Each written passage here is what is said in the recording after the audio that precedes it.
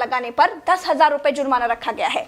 पूरा दिन सड़कों पर वसूली चल रही है। ठीक है, आपने अपनी तरफ से वसूली कार्यक्रम शुरू कर दिया है, लेकिन अस्पताल में बेड ना मिलने पर सरकार पर कितना जुर्माना होना चाहिए?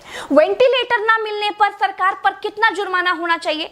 कोरोना टेस्ट ना होने पर सरकार पर कितना जुर्माना होना चाहिए? शमशान में मुर्दा जलाने के लिए लकड़ियां ना होने पर सरकार पर कितना जुर्माना होना चाहिए? शमशानों में दिन दिन भर मुर्दा जलाने की वेटिंग के लिए सरकार पर कितना जुर्माना होना चाहिए?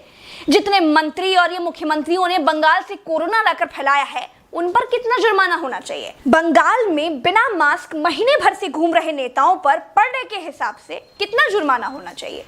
क्या सरकारों की कोई जवाबदेही बची है देश में? क्या सरकारों से सवाल पूछने वाला बचा है कोई देश में? क्या कोई पूछ सकता है कि 1 साल से देश कोरोना महामारी झेल रहा है, आपने पूरे देश में कितने नए हॉस्पिटल बनाए हैं? अगर नहीं बनाए तो क्यों नहीं बनाए हैं? क्या कोरोना आपदा में घिरे देश को 1,000 करोड़ के नए संसद भवन की जरूरत थी? क्या देश को 300 करोड़ के नए बीजेपी दफ्तर की जरूरत थी?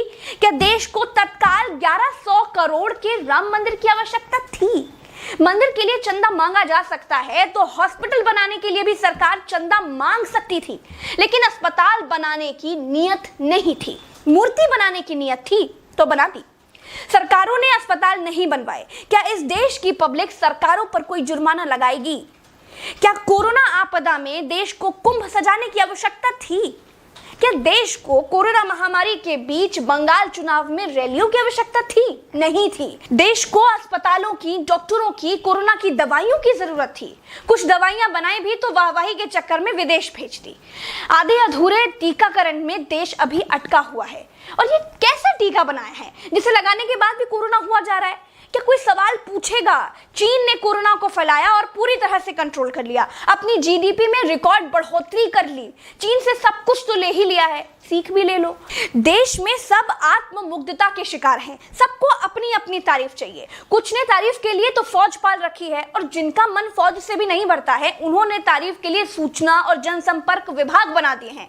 गाते रहिएगा ना, जनता का बैंड तो ऑटोमेटिक बज ही रहा है। जिनके अगल बगल से कोरोना से लाशें नहीं उठी है ना, वो मेरी बात को नहीं समझ पाएंगे। जो कोरोना की पीड़ा से गुजरे हैं, जिन्होंने कोरोना से मरे हुए लोगों को शमशान में जलते देखा है, जिन्होंने कतार में लंबी लाशें देखी हैं, वो जान जाएंगे कि मैं क्या कह रही हूं और क्यों कह रही हूं। चलते हैं। राम राम, जय हिंद, दुआ सलाम।